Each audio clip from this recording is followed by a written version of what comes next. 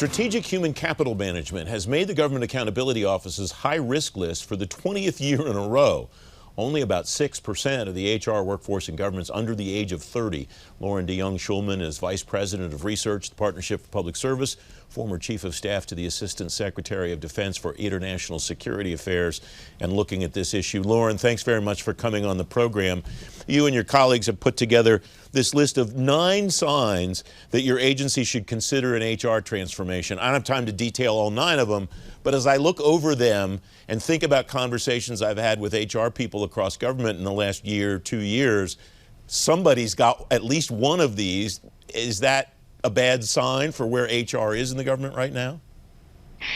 So, Francis, it's a great question. I think that for all of the things that government wants to do, all the new political leadership, the Biden administration, all of their priorities, human capital has got to be at the top of their list to make sure that all of those priorities, all those new policy agendas are possible. And looking in their organizations and asking hard questions about, are your hires actually moving forward on a timely basis? Are you getting good customer feedback from your federal employees about HR? Are you losing good candidates because it takes far too long to move candidates through the recruitment to actually hiring process? If you start getting feedback like that, it's a good sign that not only is your HR in need of transformation, but it's the sort of thing that you as a senior leader, an incoming political appointee or an SES needs to pay real attention to and consistent attention to. There's been a ton of good done in government about HR transformation in the last administration and prior ones, but a lot of it didn't get the resources or the attention or the staffing that it needs.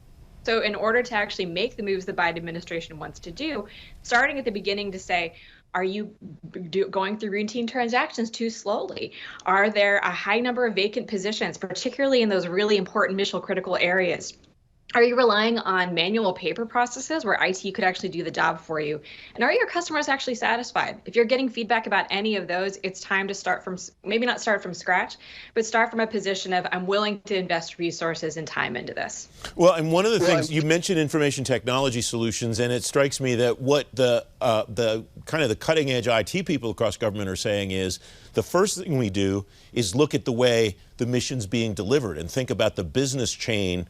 And maybe it sounds like what you're suggesting is this is a terrific opportunity to look at that, because if the services are being delivered ineffectively, why keep doing it? Why just digitize it? Why just transform it? Am I on the right track?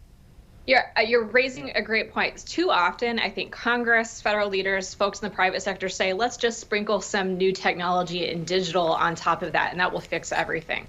It's not going to fix everything if you don't have the staff, the resources, and the organizational structures you need to actually make the mission change that you want to improve.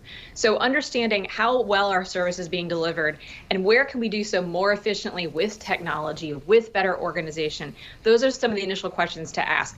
Also, people often go at it from the approach of technology is going to save us money, and it might in the long term. But first, you've got to make sure your staff has those technology resources, has the skills they need, that you are hiring the right kind of people into HR who can actually understand data collection, data management, artificial intelligence, and machine learning.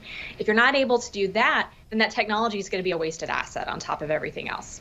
You have a terrific quote in this report from Tom Muir of the Department of Defense that really summarizes, I think, the cultural challenge that these HR organizations are up against. And as usual, comes down to culture more so than any of the other issues here. Tom said, most people will take poor services that they own over better services they don't. What changes that mentality, do you think? Is that incumbent upon the service providers to demonstrate their competence first, or is it incumbent on the service receivers to say, I'm going to go out of my comfort zone and try something different to hope to get a better result? I think it first requires acknowledging the elephant in the room. Sometimes there's been a history of bad service provision. Sometimes there's been challenges for people who are really in need to be able to access the help that they require from HR. Acknowledging the problem up front and saying we're willing to take this on and do something about it is a first step for both the service providers and receivers. But beyond that, transparent communication, consistent communication, and bringing the customers into the conversation around here's how we're going to transform. It's not just about cutting people. It's not just about saving resources. It's about meeting the needs of federal leaders and the federal workforce. If you go into it with those principles of actually trying to achieve the good of HR and not just trying to find efficiencies, I think you'll find conversations will open up from there. The final thing I'll say that came out in the report is be willing to do things really differently. Just because things were done in a certain way before does not mean that HR needs to be done in the exact same way. And in fact, it'd be great if we can move from a compliance-focused HR to an innovation and customer-focused HR. And I think a lot of the leaders in the Biden administration, if they start asking these questions around whether or not HR needs to be transformed and what they need to do to invest in it, they'll find a lot of good comes from that and the talent they're able to recruit and retain in government. Loren, thanks very much as always. It's great to have you back. Thanks so much, Francis. Great to see you.